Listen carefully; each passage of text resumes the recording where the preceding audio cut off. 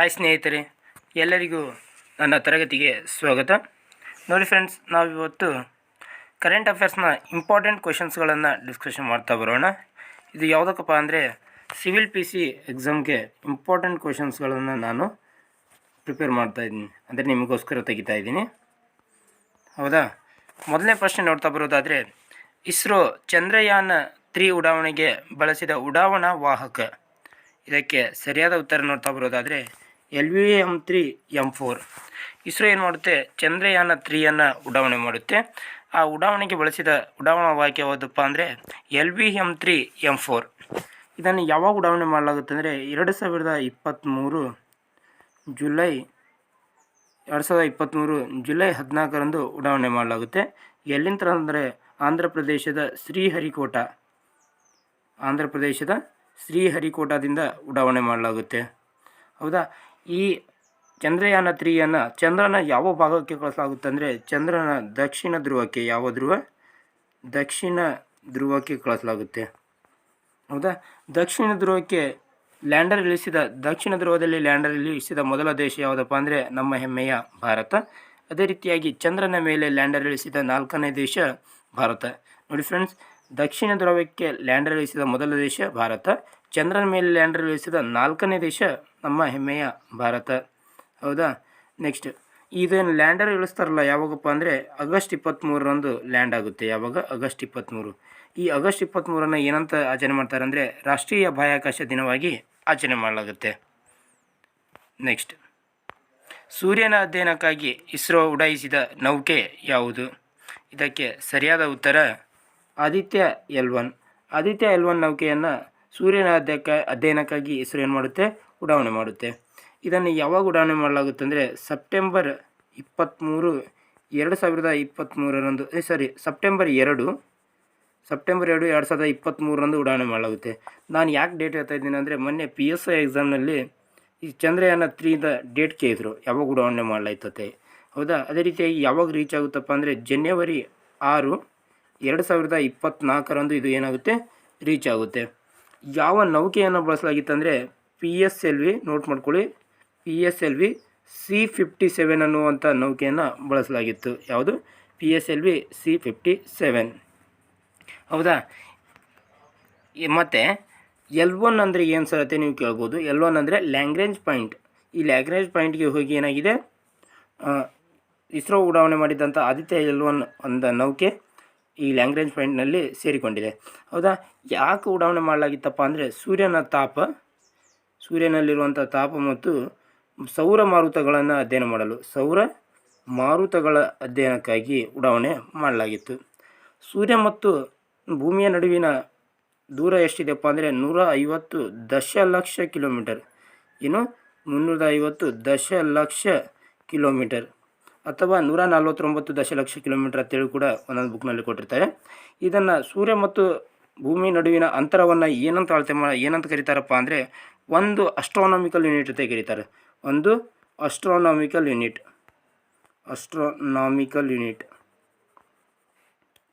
ಅಂತ ಕರೀತಾರೆ. ಇವೆಲ್ಲ ಪಾಯಿಂಟ್ಗಳನ್ನ ನೆನಪಿಟ್ಕೊಳ್ಳಿ. ನೆಕ್ಸ್ಟ್, ಕರ್ನಾಟಕದ 7ನೇ ವೇತನ ಆಯೋಗದ ಅಧ್ಯಕ್ಷರು ಯಾರು? ಇದಕ್ಕೆ ಸರಿಯಾದ ಉತ್ತರ ಸುಧಾಕರ್ ರಾವ್ ಅವರವರು ಕರ್ನಾಟಕದ 7ನೇ ವೇತನ ಆಯೋಗದ ಅಧ್ಯಕ್ಷರು. 2023ರ ಮೈಸೂರು ದಸರಾ ಉದ್ಘಾಟಕರು. ಇದಕ್ಕೆ ಸರಿಯಾದ ಉತ್ತರ ಹಂಸಲೇಖ ಗುರುಗಳು ಏನು ಮಾಡಿದ್ದಾರೆ ಅಂದರೆ 2023ರ ಮೈಸೂರು ದಸರಾವನ್ನು ಉದ್ಘಾಟಿಸಿದ್ದಾರೆ. ಅದೇ ರೀತಿಯಾಗಿ 2022 ಯಾರು ಉದ್ಘಾಟನೆ ಮಾಡಿದ್ರು ಅಂದರೆ ದ್ರೌಪದಿ ಮುರ್ಮು ಅವರು ಉದ್ಘಾಟನೆ ಮಾಡಿದರು. ಹೌದಾ? ಈ ಬಾರಿ ಅಂಬಾರಿಯನ್ನು ಹೊತ್ತ ಆನೆ ಹೆಸರೇನಪ್ಪ ಅಂದರೆ ಅಭಿಮನ್ಯು ಎಂಬ ಆನೆ ಏನು ಮಾಡಿತ್ತು, ಅಂಬಾರಿಯನ್ನು ಹೊತ್ತಿತ್ತು. ಇದು ಎಷ್ಟನೇ ಬಾರಿಗೆ ಹೊತ್ತಿತ್ತಪ್ಪ ಅಂದರೆ 5ನೇ ಬಾರಿಗೆ ಅಂಬಾರಿಯನ್ನು ಹೊತ್ತಿದೆ. ಹೌದಾ? ಇದನ್ನು ಏನಂತ ಕರೀತಾರೆ ಅಂದರೆ ಕರ್ನಾಟಕದ ನಾಡ ಹಬ್ಬ ಅಂತ ಕರೀತಾರೆ. ಏನಂತ ಕರೀತಾರೆ? ಕರ್ನಾಟಕದ ನಾಡ ಹಬ್ಬ. ಹೌದಾ? ಇಸ್ರೇಲ್ ಮತ್ತು ಪ್ಯಾಲೆಸ್ತೈನ್ ದೇಶದಿಂದ ಭಾರತೀಯರನ್ನು ಮರಳಿ ಭಾರತಕ್ಕೆ ಕರೆತಂದ ಕಾರ್ಯಾಚರಣೆ ಏನಂತ ಕರೀತಾರಪ್ಪ ಅಂದರೆ ಆಪರೇಷನ್ ಅಜಯ್ ಕಾರ್ಯಾಚರಣೆ. ಆಪರೇಷನ್ ಅಜಯ್ ಎಂಬ ಕಾರ್ಯಾಚರಣೆ ಮೂಲಕ ಇಸ್ರೇಲ್ ಮತ್ತು ಪ್ಯಾಲೆಸ್ತೈನ್ನಲ್ಲಿ ಏನು ಭಾರತೀಯರು ವಾಸ ಮಾಡ್ತಿದ್ರಲ್ಲ ಅವರನ್ನು ಮರಳಿ ಭಾರತಕ್ಕೆ ಕರೆತಂದ ಒಂದು ಕಾರ್ಯಾಚರಣೆ. ಹೌದಾ. ಅದೇ ರೀತಿಯಾಗಿ ಬೇರೆ ಬೇರೆ ಕಾರ್ಯಾಚರಣೆಗಳನ್ನು ಭಾರತೀಯ ಸೇನೆಯು ಕೈಗೊಂಡಿತ್ತು. ಇದರಲ್ಲಿ ಆಪರೇಷನ್ ಕಾವೇರಿ ಎಂಬ ಕಾರ್ಯಾಚರಣೆ, ಇದು ಸುಡಾನ್ ದೇಶದಿಂದ, ಯಾವ ದೇಶ? ಸುಡಾನ್ ದೇಶದಿಂದ ಭಾರತೀಯರನ್ನು ಮರಳಿ ಭಾರತಕ್ಕೆ ಕರೆತರುವಂಥ ಒಂದು ಕಾರ್ಯಾಚರಣೆ. ಆಪರೇಷನ್ ಗಂಗಾ ಕಾರ್ಯಾಚರಣೆ, ಈ ಆಪರೇಷನ್ ಗಂಗಾ ಕಾರ್ಯಾಚರಣೆ ಉಕ್ರೇನ್ ದೇಶದಲ್ಲಿರುವಂಥ ಭಾರತೀಯರನ್ನು ಮರಳಿ ಭಾರತಕ್ಕೆ ಕರೆತರುವಂಥ ಕಾರ್ಯಾಚರಣೆ. ಅಂದರೆ ಉಕ್ರೇನ್ ಮತ್ತು ರಷ್ಯಾ ಏನು ಯುದ್ಧ ಆಯ್ತಲ್ಲ, ಆ ಸಮಯದಲ್ಲಿ ಉಕ್ರೇನ್ನಿಂದ ಭಾರತೀಯರನ್ನು ಕರೆತರುವಂಥ ಒಂದು ಕಾರ್ಯಾಚರಣೆ. ನೆಕ್ಸ್ಟ್ ಆಪರೇಷನ್ ದೇವಿ ಶಕ್ತಿ. ಆಪರೇಷನ್ ದೇವಿ ಶಕ್ತಿ ಸಂಬಂಧಪಟ್ಟಿರೋದು ಅಫ್ಘಾನಿಸ್ತಾನ್. ಯಾವ ಸ್ಥಾನ? ಅಫ್ಘಾನಿಸ್ತಾನಲ್ಲಿರುವಂಥ ಭಾರತೀಯರನ್ನು ಕರೆತರುವ ಒಂದು ಕಾರ್ಯಾಚರಣೆ ಆಪರೇಷನ್ ದೇವಿ ಶಕ್ತಿ.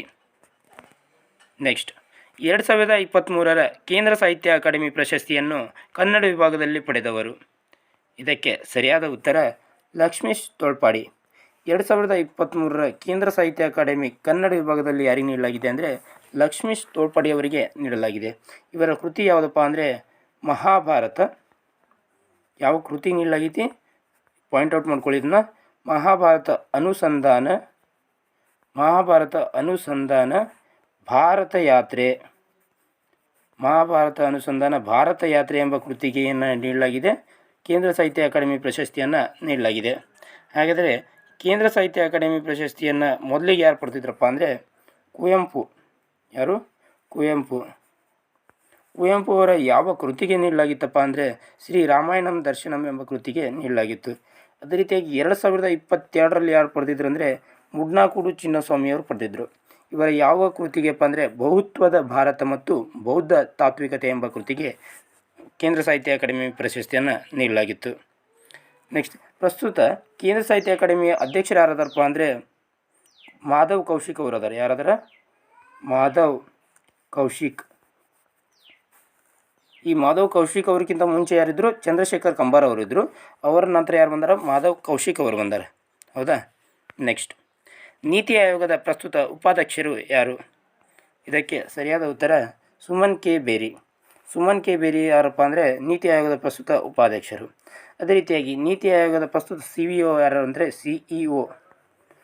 CEO ಯಾರು? BR ಸುಬ್ರಹ್ಮಣ್ಯಂ. ಹೌದಾ. ಈ ನೀತಿ ಆಯೋಗದ ಬಗ್ಗೆ ನೋಡ್ತಾ ಬರೋದಾದರೆ ನೀತಿ ಅಂದರೆ ಏನು? ನೀತಿ ಅಂದರೆ national institution for transforming India. ಇದು ಯಾವಾಗ ಸ್ಥಾಪನೆ ಆಗುತ್ತೆ ಅಂದರೆ 2015 ಜನವರಿ 1ರಂದು ಸ್ಥಾಪನೆ ಆಗುತ್ತೆ. ಅದೇ ರೀತಿಯಾಗಿ ನೀತಿ ಆಯೋಗದ ಮೊದಲ ಉಪಾಧ್ಯಕ್ಷರು ಯಾರಪ್ಪ ಅಂದರೆ ಅರವಿಂದ್ ಪನಗಾರಿಯಾ. ಮೊದಲ ಉಪಾಧ್ಯಕ್ಷರು ಯಾರಾಗಿದ್ದರು? ಅರವಿಂದ್ ಪನಗಾರಿಯಾ. ಈ ಅರವಿಂದ್ ಪನಗಾರಿಯಾ ಅವರು ಪ್ರಸ್ತುತ 16ನೇ ಹಣಕಾಸು ಆಯೋಗದ ಅಧ್ಯಕ್ಷರಾಗಿದ್ದಾರೆ. ಹೌದಾ. ಅದೇ ರೀತಿಯಾಗಿ ನೀತಿ ಆಯೋಗದ ಇವ್ರು ಯಾರಿರ್ತಾರಪ್ಪ, ಅಧ್ಯಕ್ಷರು ಯಾರಪ್ಪ ಅಂತಂದರೆ ಪದನಿಮಿತ್ತ ಪ್ರಧಾನಮಂತ್ರಿಯವರು ಇರ್ತಾರೆ. ಯಾರಿರ್ತಾರೆ? ಪದನಿಮಿತ್ತ ಪ್ರಧಾನಮಂತ್ರಿ. ನೆಕ್ಸ್ಟ್ COP28 ಶೃಂಗಸಭೆ ಎಲ್ಲಿ ನಡೆಯಿತು? ಇದಕ್ಕೆ ಸರಿಯಾದ ಉತ್ತರ ದುಬೈ. ಇದೊಂದು ಏನಪ್ಪ ಅಂದರೆ UAEಯ ರಾಜಧಾನಿ ದುಬೈನಲ್ಲಿ ಏನು ನಡೀತು? COP28ನ ಶೃಂಗಸಭೆ ನಡೆಯಿತು. ಭಾರತ ಸರ್ಕಾರದ ಅತ್ಯುನ್ನತ ಕಾನೂನು ಅಧಿಕಾರಿ ಅಟಾರ್ನಿ ಜನರಲ್ ಆಗಿ ಪ್ರಸ್ತುತ ಯಾರನ್ನು ನೇಮಕ ಮಾಡಲಾಗಿದೆ? ಇದಕ್ಕೆ ಸರಿಯಾದ ಉತ್ತರ ನೋಡ್ತಾ ಬರೋದಾದರೆ ಆರ್ ವೆಂಕಟರಮಣಿ ಅವರನ್ನು ಭಾರತ ಸರ್ಕಾರದ ಅಟಾರ್ನಿ ಜನರಲ್ ಆಗಿ ನೇಮಕ ಮಾಡಲಾಗಿದೆ. ಎಷ್ಟನೇ ವಿಧಿಯ ಪ್ರಕಾರ ಅಂದರೆ 76ನೇ ವಿಧಿಯ ಪ್ರಕಾರ ರಾಷ್ಟ್ರಪತಿಯವರು ಏನು ಮಾಡ್ತಾರೆ? ನೇಮಕ ಮಾಡ್ತಾರೆ. ಯಾರು? ರಾಷ್ಟ್ರಪತಿ. ಅದೇ ರೀತಿಯಾಗಿ ಅಡ್ವೊಕೇಟ್ ಜನರಲ್ ಯಾರದಾರ? ನಮ್ಮ ರಾಜ್ಯದ ಅಡ್ವೊಕೇಟ್ ಜನರಲ್ ಯಾರಪ್ಪ ಅಂದರೆ ಅಡ್ವೊಕೇಟ್ ಜನರಲ್ ಶಶಿಕಿರಣ ಶೆಟ್ಟಿ. ಯಾರದಾರ? ಅಡ್ವೊಕೇಟ್ ಜನರಲ್ ಶಶಿಕಿರಣ್ ಶೆಟ್ಟಿ ಅವರು ಇರ್ತಾರೆ. ಎಷ್ಟನೇ ವಿಧಿಯ ಪ್ರಕಾರಪ್ಪ ಅಂದರೆ 165ನೇ ವಿಧಿಯ ಪ್ರಕಾರ ಅಡ್ವೊಕೇಟ್ ಜನರಲ್ ಅವರನ್ನು ರಾಜ್ಯಪಾಲರು ನೇಮಕ ಮಾಡ್ತಾರೆ. ಯಾರು ನೇಮಕ ಮಾಡ್ತಾರೆ? ರಾಜ್ಯಪಾಲರು. ನೆಕ್ಸ್ಟ್ ಲೋಕಸಭೆ ಮತ್ತು ರಾಜ್ಯ ವಿಧಾನಸಭೆಗಳಲ್ಲಿ ಮಹಿಳೆಯರಿಗೆ 33% ಮೀಸಲಾತಿ ನೀಡಲು ಸಂವಿಧಾನಕ್ಕೆ ಎಷ್ಟನೇ ತಿದ್ದುಪಡಿಯನ್ನು ಮಾಡಲಾಯಿತು? ಇದಕ್ಕೆ ಸರಿಯಾದ ಉತ್ತರ 106ನೇ ತಿದ್ದುಪಡಿ. 106ನೇ ತಿದ್ದುಪಡಿಯ ಮೂಲಕ ವಿಧಾನಸಭೆ ಮತ್ತು ಲೋಕಸಭೆಗಳಲ್ಲಿ 33% ಮಹಿಳೆಯರಿಗೆ ಮೀಸಲಾತಿ ನೀಡಲಾಯಿತು. ಎಷ್ಟನೇ ತಿದ್ದುಪಡಿ ಮಸೂದೆ ಅಂದರೆ 128ನೇ ತಿದ್ದುಪಡಿ ಮಸೂದೆ. ಇದು ಮಸೂದೆ ನೆನ್ಪಿಟ್ಕೊಳ್ಳಿ. ತಿದ್ದುಪಡಿ 106, ಮಸೂದೆ ಕೇಳಿದರೆ 128ನೇ ಮಸೂದೆ. ಹೌದಾ. 100ನೇ ತಿದ್ದುಪಡಿ ಸಂಬಂಧಪಟ್ಟಿರೋದು ಬಾಂಗ್ಲಾದೇಶ್ ಮತ್ತು ಭಾರತದ ಭೂಪ್ರದೇಶಗಳನ್ನು ಹಂಚಿಕೊಳ್ಳುವುದು ಪರಸ್ಪರವಾಗಿ. ಹೌದಾ.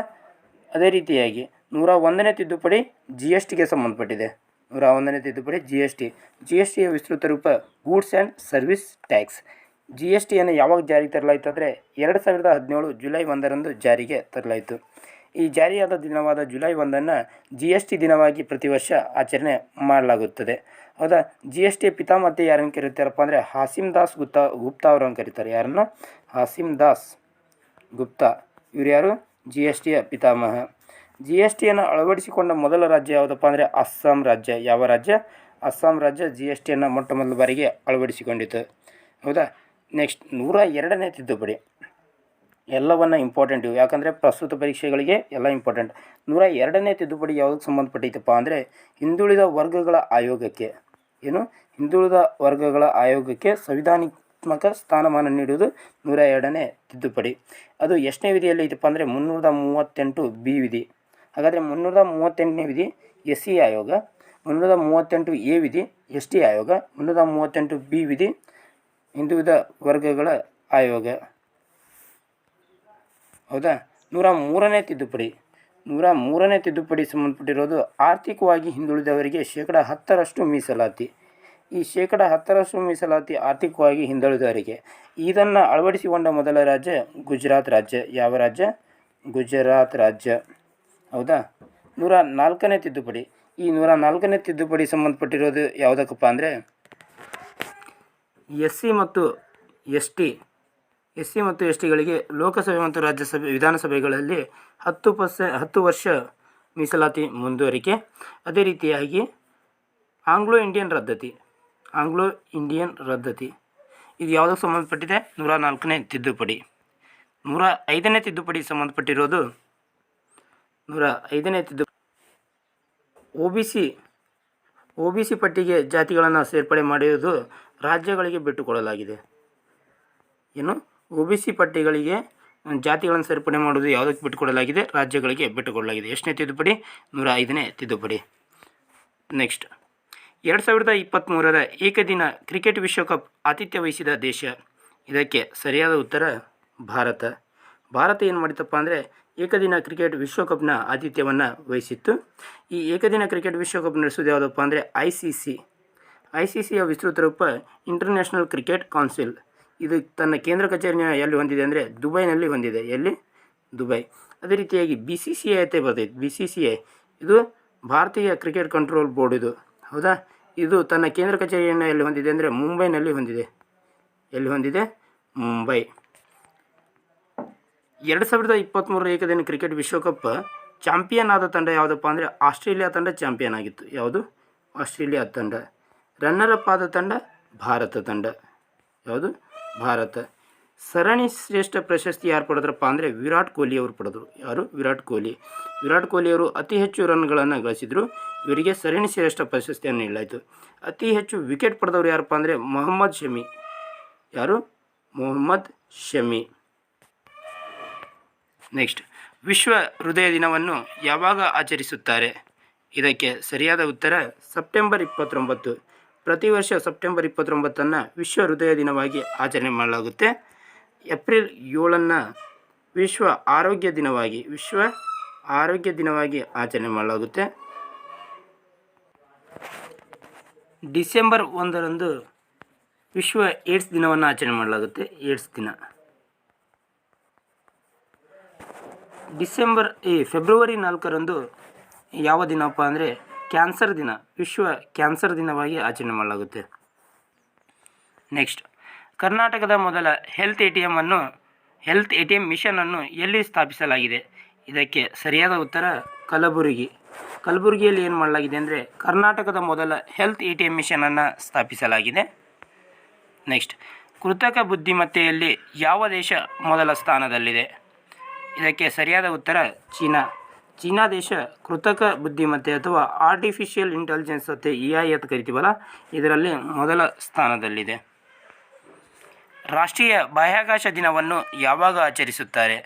ಇದಕ್ಕೆ ಸರಿಯಾದ ಉತ್ತರ ಆಗಸ್ಟ್ 23. ಪ್ರತಿ ವರ್ಷ ಆಗಸ್ಟ್ 23 ರಾಷ್ಟ್ರೀಯ ಬಾಹ್ಯಾಕಾಶ ದಿನವಾಗಿ ಆಚರಣೆ ಮಾಡಲು ಪ್ರಧಾನಿ ನರೇಂದ್ರ ಮೋದಿಯವರು ಘೋಷಿಸಿದ್ದಾರೆ. ಯಾಕಪ್ಪ ಅಂದರೆ ಏನು ವಿಕ್ರಮ್ ಲ್ಯಾಂಡರ್ ಚಂದ್ರನ ದಕ್ಷಿಣ ಧ್ರುವಕ್ಕೆ ಯಾವಾಗ ಇಳಿತು? ಆಗಸ್ಟ್ 23ರಂದು ಇಳಿತು. ಆ ದಿನವನ್ನು ಪ್ರತಿ ವರ್ಷ ರಾಷ್ಟ್ರೀಯ ಬಾಹ್ಯಾಕಾಶ ದಿನವಾಗಿ ಆಚರಣೆ ಮಾಡಲು ಘೋಷಣೆ ಮಾಡಿದರು. ಹೌದಾ?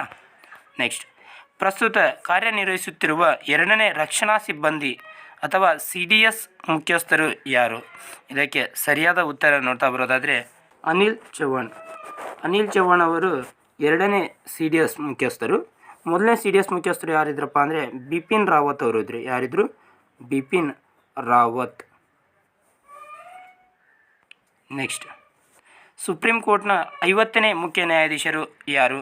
ಇದಕ್ಕೆ ಸರಿಯಾದ ಉತ್ತರ DY ಚಂದ್ರಚೂಡ.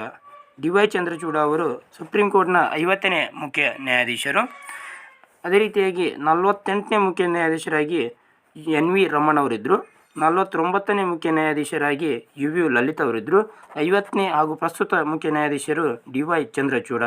ಇವರನ್ನು ಎಷ್ಟನೇ ವಿಧಿಯ ಪ್ರಕಾರ ನೇಮಕ ಮಾಡಲಾಗುತ್ತೆ ಅಂದರೆ 124ನೇ ವಿಧಿಯ ಪ್ರಕಾರ ರಾಷ್ಟ್ರಪತಿಯವರು ಏನು ಮಾಡ್ತಾರೆ? ಕೊಲಿಜಿಯಂನ ಶಿಫಾರಸ್ಸಿನ ಮೇರೆಗೆ ನೇಮಕ ಮಾಡಲಾಗುತ್ತೆ. ಸುಪ್ರೀಂ ಕೋರ್ಟ್ ಯಾವಾಗ ಸ್ಥಾಪನೆ ಆಗುತ್ತೆ ಅಂದರೆ 1950 ಜನವರಿ 28ರಂದು ಸ್ಥಾಪನೆ ಆಗುತ್ತೆ. ಹೌದಾ? ಸುಪ್ರೀಂ ಕೋರ್ಟ್ನ ನ್ಯಾಯಾಧೀಶರ ಸಂಖ್ಯೆ 33+1 ಅಂದರೆ 33 ನ್ಯಾಯಾಧೀಶರು, ಒಬ್ಬರು ಮುಖ್ಯ ನ್ಯಾಯಾಧೀಶರು, ಟೋಟಲ್ 34 ಜನ. ನೆಕ್ಸ್ಟ್, 2023ರ ಜಾಗತಿಕ ಹಸಿವು ಸೂಚ್ಯಂಕದಲ್ಲಿ ಭಾರತದ ಸ್ಥಾನ. ಇದಕ್ಕೆ ಸರಿಯಾದ ಉತ್ತರ 111ನೇ ಸ್ಥಾನ. ಭಾರತವು ಜಾಗತಿಕ ಹಸಿವು ಸೂಚ್ಯಂಕದಲ್ಲಿ 111ನೇ ಸ್ಥಾನದಲ್ಲಿದೆ. SBIನ ರಾಯಭಾರಿಯಾಗಿ ಯಾರನ್ನು ನೇಮಕ ಮಾಡಲಾಗಿದೆ? ಇದಕ್ಕೆ ಸರಿಯಾದ ಉತ್ತರ MS ಧೋನಿ. MS ಧೋನಿ ಅವರನ್ನು SBIನ ರಾಯಭಾರಿಯಾಗಿ ನೇಮಕ ಮಾಡಲಾಗಿದೆ. ಕೊನೆಯ ಪ್ರಶ್ನೆ, 19ನೇ ಏಷ್ಯನ್ ಗೇಮ್ಸ್ ನಡೆದ ಸ್ಥಳ. ಇದಕ್ಕೆ ಸರಿಯಾದ ಉತ್ತರ ಚೀನಾದ ಹಾಂಗ್ಝೌ. ಚೀನಾದ ಹಾಂಗ್ಝೌನಲ್ಲಿ 19ನೇ ಏಷ್ಯನ್ ಗೇಮ್ಸ್ ನಡೆಯಿತು. ಇದರಲ್ಲಿ ಚೀನಾ ಏನು ಮಾಡಿತಪ್ಪ ಅಂದರೆ ಪದಕ ಪಟ್ಟಿಯಲ್ಲಿ ಮೊದಲ ಸ್ಥಾನವನ್ನು ಪಡೆಯಿತು. ನಮ್ಮ ಭಾರತವು 107 ಪದಕಗಳೊಂದಿಗೆ ಪದಕ ಪಟ್ಟಿಯಲ್ಲಿ 4ನೇ ಸ್ಥಾನವನ್ನು ಪಡೆಯಿತು. ಇದಿಷ್ಟೇನಾಗಿತ್ತಪ್ಪ ಅಂದರೆ ಇಂಪಾರ್ಟೆಂಟ್ ಕರೆಂಟ್ ಅಫೇರ್ಸ್ ಕ್ವಶನ್ಸ್ಗಳಾಗಿದ್ದು. ಇದು ಎಲ್ಲಿಂದ ಎಲ್ಲಿ ತನಕ ಮಾಡ್ತಾಯಿದ್ದೀನಿ ಅಂದರೆ ನಿಮಗೆ ಜನವರಿಯಿಂದ ಹಿಡ್ಕೊಂಡು ಪ್ರಸ್ತುತ 2024ರ ಜನವರಿವರೆಗೆ ನಾನು ಈ ಕ್ವಶನ್ಸ್ಗಳನ್ನು ತೆಗಿತಾ ಇದ್ದೀನಿ. ಯಾವುದಕ್ಕಪ್ಪ ಅಂದರೆ ಸಿವಿಲ್ PC ಎಕ್ಸಾಮ್ಗಳಿಗೆ ಹೆಲ್ಪ್ ಆಗಲಿ ಮತ್ತು ಮುಂಬರುವಂಥ ಎಲ್ಲ ಎಕ್ಸಾಮ್ಗಳಿಗೂ ಹೆಲ್ಪ್ ಆಗಲಿ ಅಂತೇಳಿ ಈ ಕ್ಲಾಸ್ಗಳನ್ನ ಮಾಡ್ತಾಯಿದ್ದೀನಿ. ನಿಮಗೆ ನನ್ನ ಕ್ಲಾಸ್ ಇಷ್ಟ ಆಗಿದ್ದರೆ ಲೈಕ್ ಮಾಡಿ, ಶೇರ್ ಮಾಡಿ ಹಾಗೂ ಸಬ್ಸ್ಕ್ರೈಬ್ ಮಾಡಿ. ಧನ್ಯವಾದಗಳು.